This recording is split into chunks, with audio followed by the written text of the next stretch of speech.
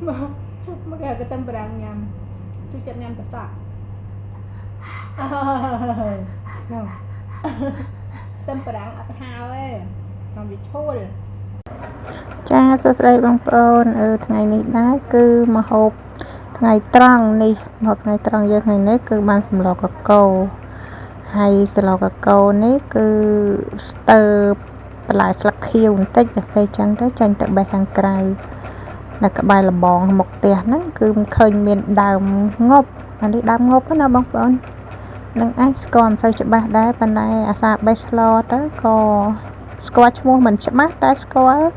បន្លែនឹងច្បាស់ថាគេយកទៅស្លអី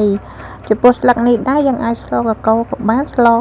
ប្រសាបស្លតពាំងណាយកទៅដាក់ស្លតពាំងក៏បានដែរហើយបើបងប្អូនខ្លះទៀតក៏គាត់យកទៅធ្វើលក់ទឹកគ្រឿងលក់ប្រហុកអីចឹងទៅតាមចំណូលចិត្តរបស់គាត់ណាអញ្ចឹងថ្ងៃនេះខ្ញុំបានបេះបន្លែពីមុខផ្ទះបន្តិចមកហើយនឹងលាយជាមួយនឹងបន្លែដែលទិញពីផ្សារមកមានត្រួយផ្កាគៀដីត្រួយដើមគៀដីអត់មានផ្កាមានតែត្រួយហើយនឹងស្លឹកបាសដែលសល់ក្នុងទូកាលពីមួយថ្ងៃមុនហ្នឹងយកមកលាយគ្នាទៅបាន3មុខដែរចំពោះបន្លែស្លឹក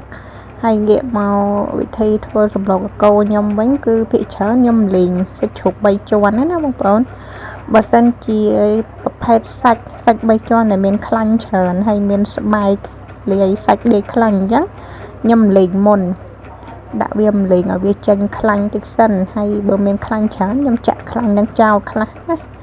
ម្លេងវាឲ្យរាងក្រៀមតិចទៅបើខ្ញុំដាក់ខ្ទឹមជ្រាំយើងខ្ទឹមសដាក់ម្លេងឲ្យឈ្ងុយជាមួយនឹងសាច់ជ្រូកយើងឲ្យរាងឈ្ងុយតិចទៅមិនដាក់ប្រហុកហើយប្រហុកហ្នឹងគឺជ្រាំដោយសារប្រហុកខ្ញុំហ្នឹងប្រហុកនេះណាអាប្រហុកត្រីឆ្អឹង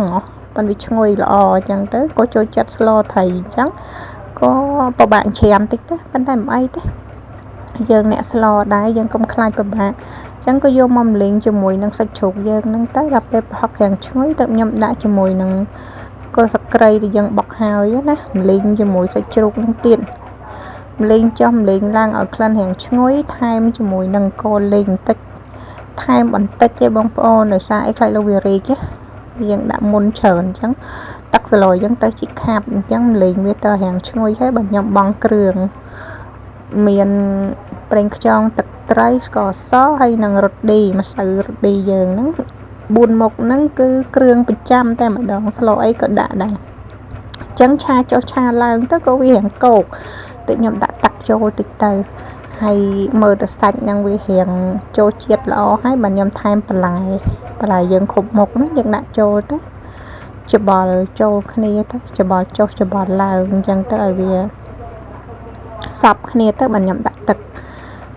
ចូលដាំវាមកពុះទៅដល់ពេលបើកម្មម្ដងទៀតមានណាឃើញសិតតែពពុះ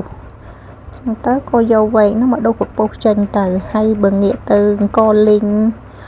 ដែលយើងដាក់ឲ្យច្រើនតែម្ដងហ្នឹងគឺខ្ញុំដាក់នៅពេលដែលបន្លែវារាងឆ្អិនហើយទឹកខ្ញុំលាយជាមួយទឹកយើងហើយថែមគ្រឿងបុកនៅក្នុងកូរលេងនឹងតិចទៅដើម្បីវាមានក្លិនឈ្ងុយណាដាក់វាកូរជាមួយទឹកស្លហ្នឹងទៅដើម្បីកុំឲ្យវាកកដំនៅពេលដែលយើងចាក់ចូលកូរលេងទាំងអស់ចូលក្នុងទឹកស្លតែម្ដងគឺវាកកអញ្ចឹងក៏ខ្ញុំលាយជាមួយទឹកបន្តិចទៅហើយបើខ្ញុំចាក់ចូលទៅក្នុងទឹកស្លយើងហ្នឹងហើយចុងក្រោយហ្នឹងមានអីក្រៅពីបន្លែស្លឹកយើងទេមានប្រមាណក៏ដាក់ទៅចង់ទុកខ្លះក៏ទុកទៅប៉ុន្តែថ្ងៃនេះមានណាខ្ញុំស្លរាងឆ្នាំងធំដែរអញ្ចឹងក៏ខ្ញុំដាក់ទាំងអស់ទៅដាក់បន្លែស្លឹកយើងទាំងអស់ទៅវាមើលទៅវាខៀវស្អាត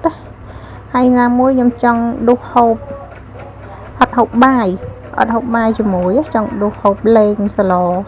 អានេះមិនហៅភ្លក់ទេបងប្អូនអើយហៅហូបតែម្ដងអញ្ចឹងក៏ដុសមួយចានហ្នឹងយកទៅអង្គុយហូបមុនគេទៅ